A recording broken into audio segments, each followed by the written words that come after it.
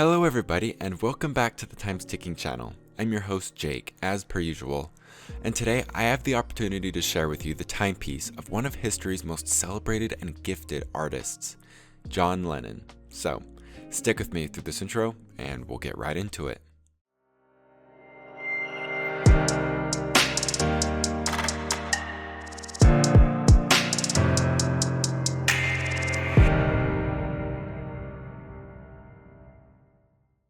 On July 16, 1951, Little Brown & Company, a publisher, released a now famous novel called The Catcher in the Rye.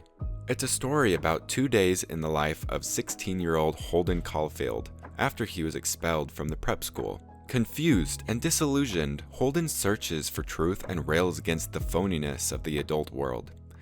He ends up exhausted and emotionally unstable, the protection of innocence, especially of the children. However, with all of its success, several stalking cases, some of which have led to shootings, have all been tied to the book, including the 1989 murder of Rebecca Schaeffer, a 21-year-old actress whose death led to a passage in California legislation aimed at preventing stalking, the 1981 assassination attempt on the 40th President of the United States, Ronald Reagan, and the fatal December 1980 shooting of John Lennon, the legendary Beatles frontman and songwriter turned peace activist.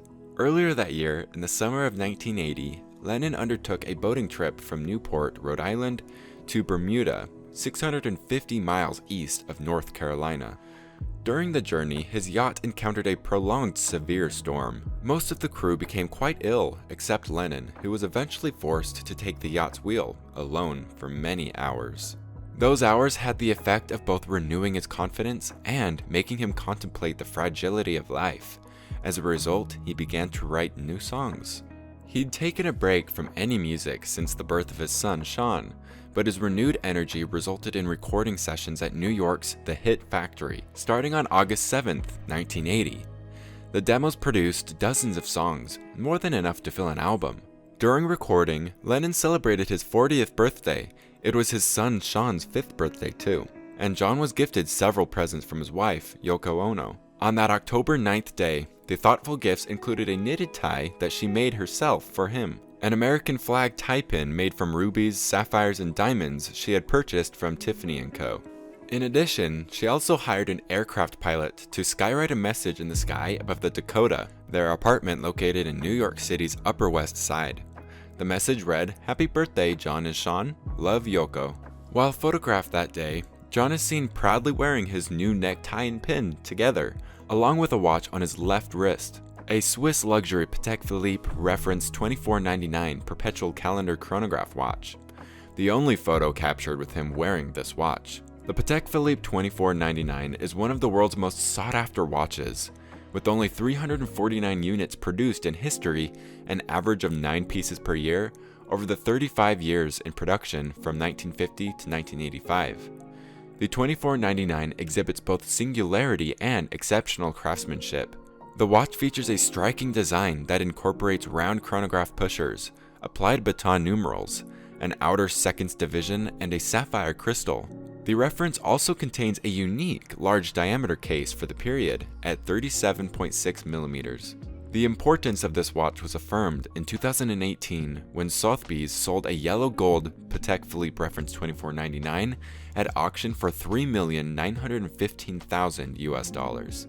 A day earlier, Christie's also sold one at auction for $3,234,905 US. Was John Lennon's watch a birthday gift that day? It does look like he's proudly holding up his wrist in the photo to display his watch too, with his other gifts. The fact that he might wear this manner of watch at all is kind of bizarre, since Lennon was the ultimate peace-loving hippie, but by 1980 he was starting to look a little more clean-cut and contemporary.